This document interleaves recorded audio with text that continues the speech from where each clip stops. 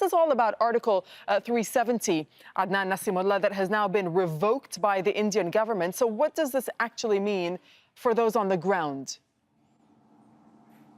Well, one of the things that needs to be understood is that the actual protections of Article 370 have been being eroded by the Indian government over a long period of time under many different governments. So in some senses, the complete revocation of Article 370 is kind of a final break of a fraying of the social contract between the Indian state and the Kashmiri people that was formed, as you mentioned, around the time of partition.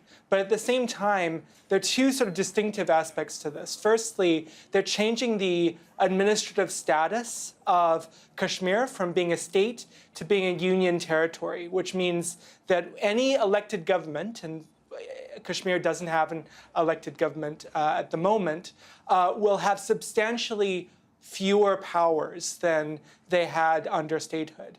And then secondly, the manner by which the Indian government has rammed this through Parliament is raising constitutional questions for people. What about what's actually happening on the ground? Because in addition to revoking the article, as you're saying, the government has also placed leaders of the major political party under house arrest. It's also deployed troops to the area. Why? Well, I think that this is mostly preemptory.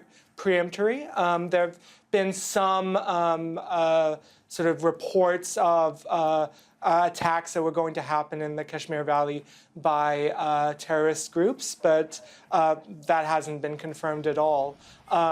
The imposition of a curfew and the arrests of Omar Abdullah and Mahbooba Mufti of the National Conference is sort of was happening sort of simultaneously with the decision of Amit Shah, the Home Minister, to push forward this this measure. And what about the Pakistani government? Because Pakistan has come out as expected and strongly condemned this move by India. It's saying it will exercise all possible options to counter what it calls as an illegal step. What can Pakistan practically do? What are its next steps?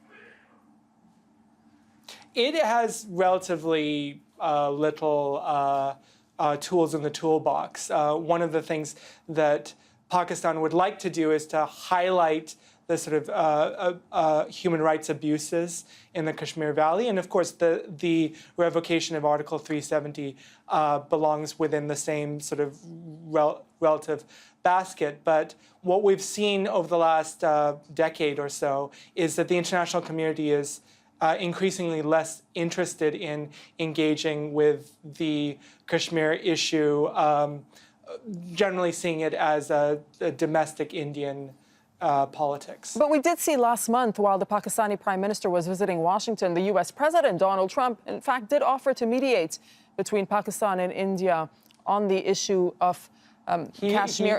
Is that a step you think that the Pakistanis will now be pushing for?